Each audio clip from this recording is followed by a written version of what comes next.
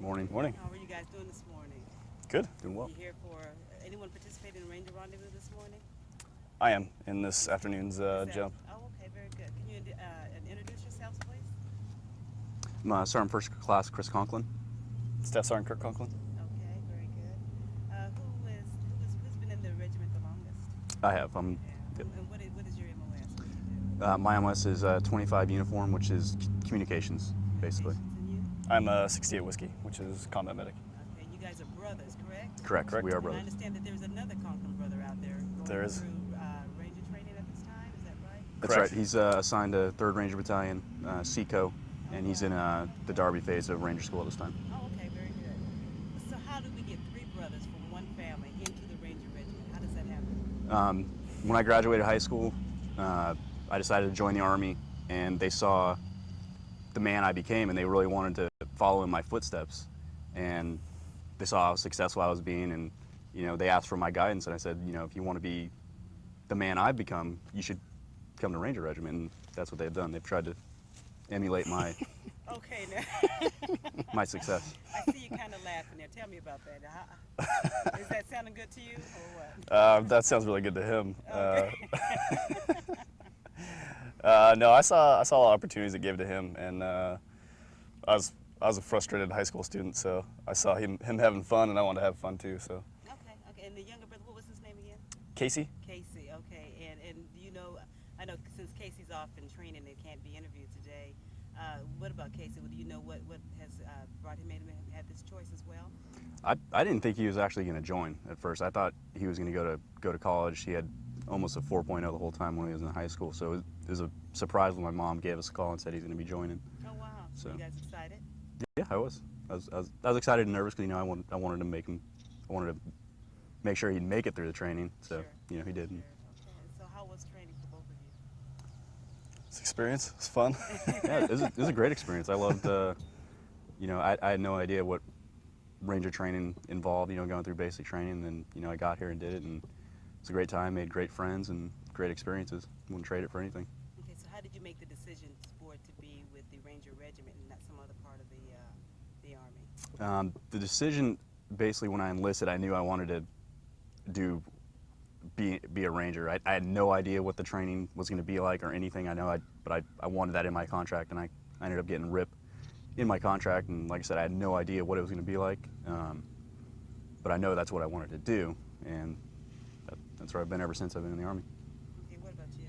I think my original plan was to come in as a medic because later on in life I wanted to get out and be a fireman, and Ranger Regiment gave me the Can I ask one thing? Just because we're canting you this way, can you make sure that you kind of look this way. Look her way, because when you look to the side, we're only seeing like half of your face. Okay. I think it was a little different for me because when I looked at my plan for the Army, I actually wanted to get out after 4 years because the original plan was to go be a fireman after. And Ranger Regiment gave me my paramedic license with all the medical schools I was able to go to. So I think that was the big deciding point that moved me into the Rangers. But as you can see, I'm still here. So. And how long have you guys been in? I've been in for 9 years. 9 years, okay. 7 years. 7 years, so your brother's just beginning, okay. Well, tell me, was there any stories about the regiment that you heard of maybe prior to, and now that you're in, is there any difference, any expectations that are different than when you initially came in? The first stories I heard were, when I was going through basic training, AIT, people who had actually never even gone to Ranger training or been in Ranger Regiment were telling you stories of how it was and what to expect. And so, they beat you up and, put you in wall lockers and throw you out windows and a bunch of stuff that never happens. When you got here, it was a little rough at first, but after that, you do your time and get accepted in. So what are your plans? What are your future plans? Will you continue to, will you make this a career choice, or? My future plans definitely involve making the Army a career. I'm looking at maybe doing OCS within the next year or so. And if not, then I'll continue to serve in the Ranger Regiment and maybe go somewhere else after. Same with me for right now. I think I just re-enlisted for 4 more years, so I'm pretty secure in my job right now, and I love doing it, so I'll stay where I'm at for right now. But in the far future, probably a PA program. Now let's take it back to home now. When all three of the brothers get together, now you go back home. So what is it like having three Ranger brothers and back at home with the family? What is the family support like with that? The family support's been amazing. You know, my mom and dad are heavily involved with the military. You know, my mom works with the Blue Star Moms out in California, and my dad runs the Sentinels of Freedom program out of Colorado, which is involved with helping wounded soldiers basically assimilate back into regular civilian life. But they've been 100% supportive of us the whole time. You know, just supported our decision to join the military, and have been there for us 100% all the time. Now, are both of you guys married? I'm married right now officially. He's married unofficially. Oh. Okay, so what about when your two families get together, as the wives and the husbands and the brothers get together? What's that like? Well, like I said, I'm the only one that's officially married. Right, Yeah, right. so Okay. it's fun. You know, we hang out, we go see movies, you know, barbecue. You know, Is there much Ranger talk going on, or do you just slip into a whole nother world? it depends. I mean, usually I think when you get a group of Rangers together that you know have gone overseas, and I think it always evolves to some type of story later on towards the end of the night. You know, you start talking about Ranger school stories or something that happened overseas, and then it just you know you can talk for hours about that stuff. Okay, so what's your most memorable Ranger experience that you've had so far? Wow. I think just about everybody's is Ranger School. I think there's not enough stories about Ranger School. You can tell because every time you hear somebody talk about a Ranger School story, it ignites the little story in your head that reminds you of something that happened to you. And so I think probably the most memorable for me would be Ranger School. Well, give me one story, just one quick one. Oh, I think probably the funniest one is watching people fall asleep while they're walking. That's very very amusing. Keeps me awake. Oh, really? Sleeping and walking, huh? Yeah, it's pretty hard, but some people can master it. Okay. So, all right. And tell me anything else. What about your deployments? Have you guys been deployed, or? Yeah, we've both been deployed several times. We were actually in Afghanistan together for one rotation in 2002, and then in 2003 when Operation Iraqi Freedom kicked off, we were both together initially, and you know went our separate ways there. But yeah, I think how many deployments you got? You got 4 or 5? I have 5. 5. I think I have 8, somewhere around there. Oh, wow. So That's a lot of deployments. Yep. 8 deployments, huh? 8 deployments in 9 years, right? yes, ma'am. 9 years of service. Yep. Wow. So how do you guys feel about the constant going back and forth? I think it's you know we have the short deployments, you know, 90 days. 90 So days, I see. you know it's more frequent, but I'd rather do a 90-day rotation than the 15-month rotation. I prefer it that way. And any particular deployment that has touched you the most? The deployments that touched me the most, man, I don't know. I can't choose. They've all been unique. There's no one that stands out more than the other. Okay. Have you guys been keeping in touch with your brother, the one that's in Ranger School right now? He's not too good about keeping in touch. We kind of call him the phantom because he doesn't like to make contact unless you offer him something. So you know the only way you can entice him to come out of the barracks or anything is ask him, you know, do you want to go get something to eat or you want to go see a movie? Then he comes out. Okay. So, Why is he staying hidden? I have no idea. He likes to play Guitar Hero a lot with his buddies on PlayStation. So. Okay. When you guys say you guys were both deployed at the same time, is there more of a concern when you're both deployed at the same time? Probably from our parents, yeah. Yeah. What about yourself to know that your brother is over there? Does it interfere with how you focus to have knowing that your brother is on the ground there with you? Not too much. I mean, you know, he's trained to do what he does, and so am I. You know, obviously, I'm gonna try to find out where he's at, what he's doing, how he's doing. You know, we'll call each other, say, hey, you know, what's going on. But other than that, I mean, like I said, you know, we're trained to do what we do, and I know he's gonna do what he's gonna do, and so All right, very not good. too worried. So here's a 10-point question: who's the better Ranger? Me. Better looking? Me, of course. I mean, Okay, I think that's about it. I'm going to get a chance to talk with your mom, and maybe even your father. Okay, and maybe even your father later on when he comes in. So, is there anything else that you'd like to add? Tell us anything else that you want us to know about your involvement as a family into the Ranger Regiment, or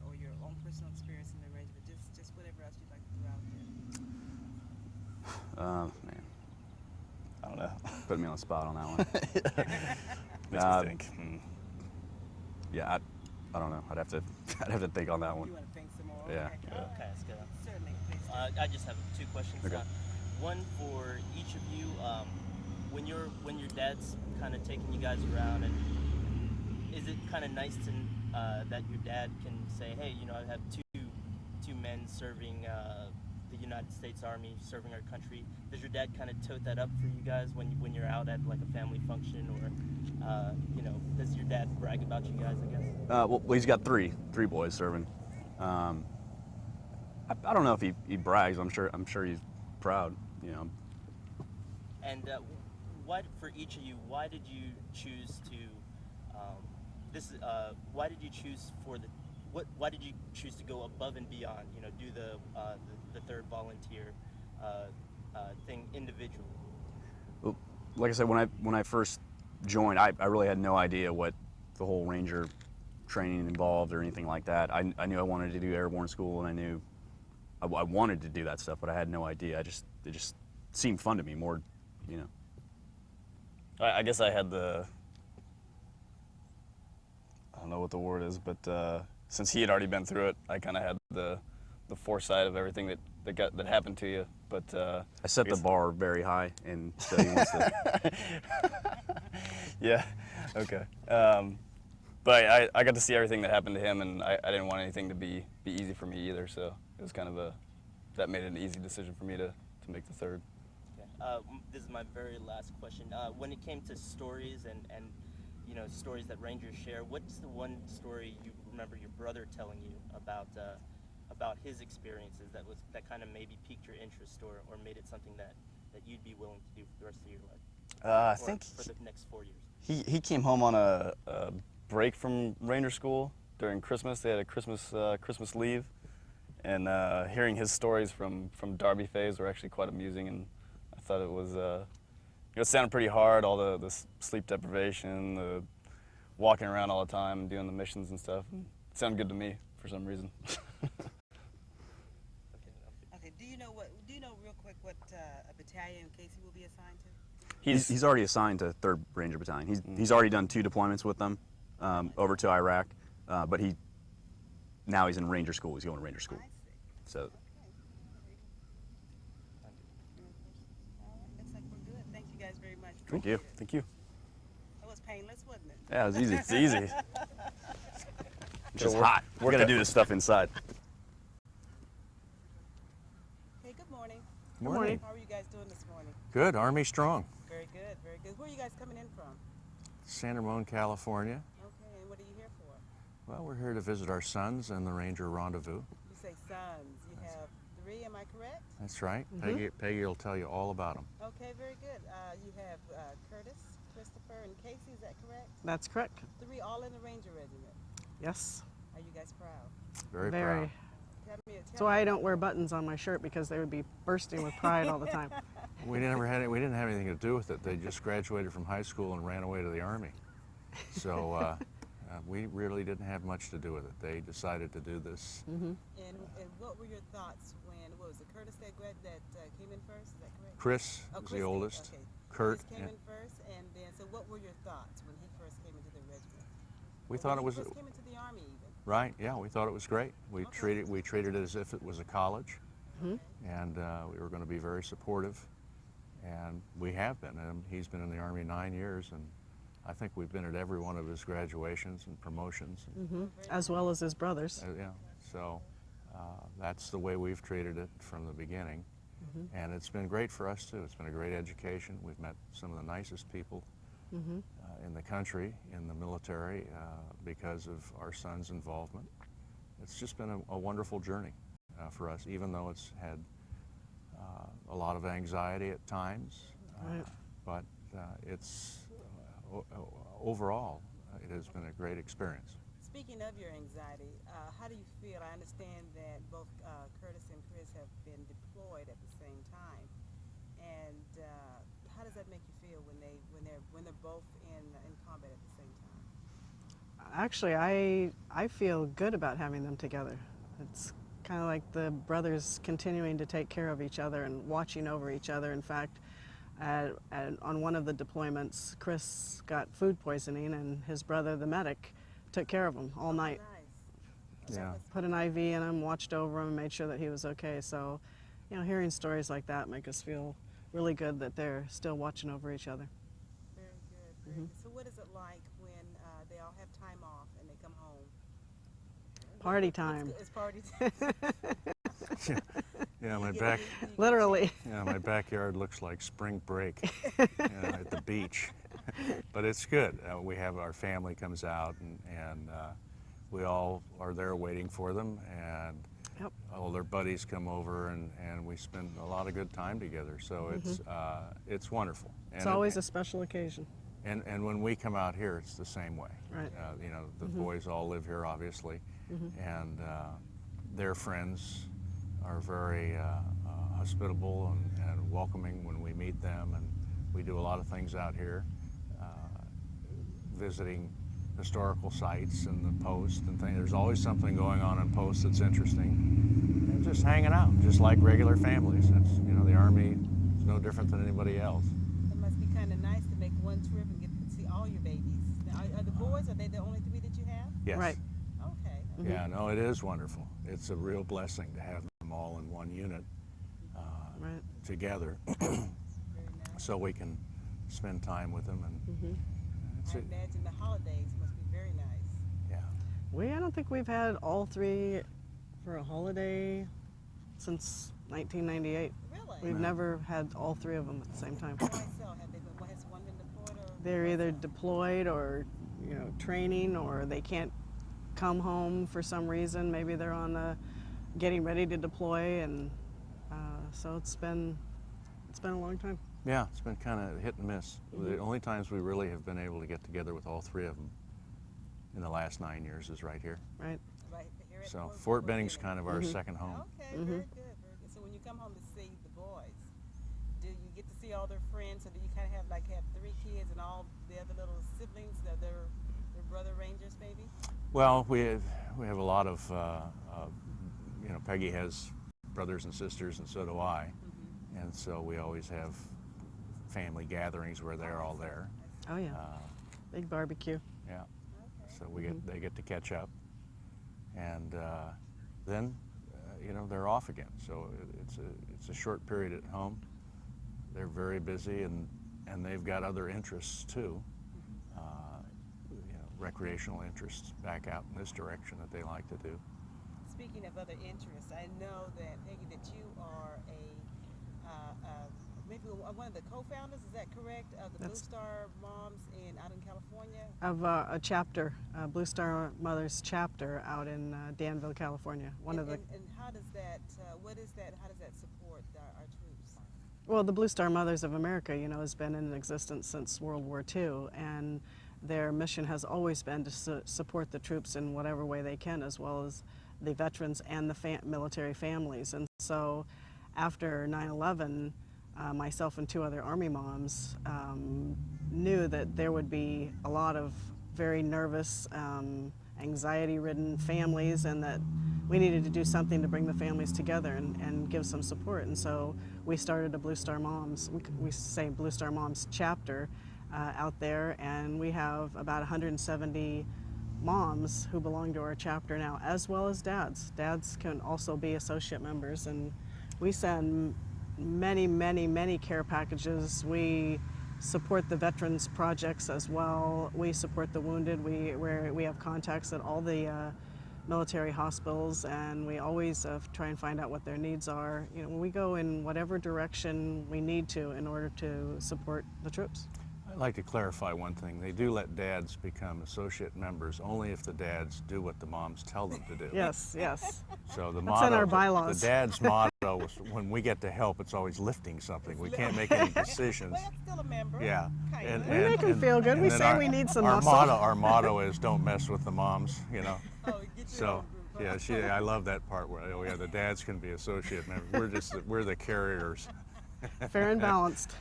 So, Speaking of getting leading your own group. I understand that you are involved with the Sentinels of Freedom program. That's right. Is that correct? I'm the chairman of the Sentinels of Freedom Scholarship Foundation. And what is that exactly? It's a foundation I developed about 3 years ago to support severely wounded soldiers coming home with 4-year scholarships. These are the guys that are hurt the worst, burned, blind, amputee, paraplegic, that need help when they get home in getting their lives started again.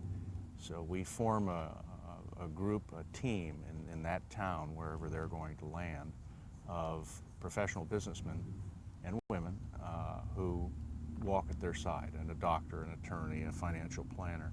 We also provide the housing, a vehicle, the furniture for the housing. That's all free for 4 years. That allows them to start to build their financial stability. We get them into college.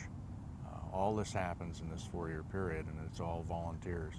So we're now doing this across the nation, I see. and Now, I'm sorry, go ahead. and it's growing. Big corporations are pulling in, AT&T, Chevron, Oh, wow. Citibank, PepsiCo, all of them Has are. either of your organizations that you guys are supporters of, have you found that you've supported anyone maybe within the Ranger Regiment? Do you know any particular incidents that maybe has touched the Ranger Regiment? Well, Peggy can talk about all the support that she's done with the Blue Star Moms, I think. One of our programs that we do is the Gold Star reception through the Marines Memorial Club in San Francisco. And we felt that we needed to show the Gold Star families that their kids are not forgotten. Their heroes are heroes to all of us. Their sons are heroes to all of us. And we put on a weekend where they come, they're all invited, all the California Gold Star families are invited to come and meet each other and support each other, as well as knowing that we support them also. And some of those families are Ranger parents. Bill and Mary Shea are one parents who live up in Sonoma, and they came this past March. And so we definitely support the Gold Star parents, and some of those are Ranger parents. And Also at funerals, the funerals for the Rangers. we always out in the try and West. have representatives at the funerals. And one of the things that the Blue Star mothers do is present the Gold Star banners, which is, once you lose a son or daughter in service to their country, the Blue Star on the banner turns to gold, and they are presented to the families when the families are ready to have them presented, and we do that. I see. Are there any other thoughts that you'd like to tell me about having your sons and such? And he has a couple questions, if you don't mind. Sure.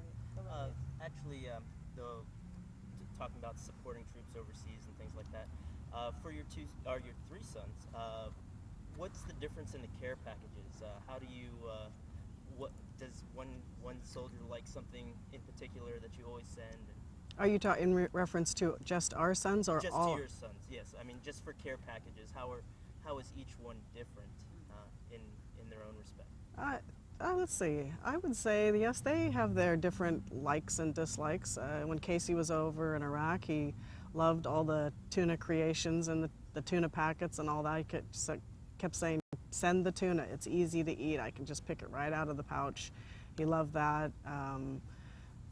Chris likes, when he was in Afghanistan, he asked me to send him. In fact, I think he said he was the only soldier over there that had the sea monkeys, the little shrimp that you send the eggs in the container, and they add the water, and you put the little eggs in there, and they hatch, and then you feed them. They live for 2 years. It's just something for them to do, to kind of have something to take care of. So I kind of send him more things to keep him having something to do, to take care of. He had a praying mantis that he caught over there and fed the whole time he was over there. And then Kurt's pretty easygoing about what he wants, just snack items and lots of reading material for all of them. And how each of you now have a role in the military, and you said that neither are from military families. Do you feel that your son's decision to live this life has changed your life? Oh, absolutely. Absolutely. In fact, I'll go a step farther. I think it's actually enriched our lives. I don't know what we would be doing if we weren't doing this. I mean, I'd be in the real estate business or development business back home, which is what I did. But they brought us to this, and so it is a very interesting perspective that we have now, and that we've decided to jump in and really make something happen. So yeah, I think without them, we probably would not be here talking to you. They've taken us to places that we would never have been, and people that we never would have met. It's been quite an adventure in many ways. Great young men, yeah. Getting back to the you asked about supporting the Rangers. In our foundation, we're working with a couple of young men who are injured Rangers and their families. So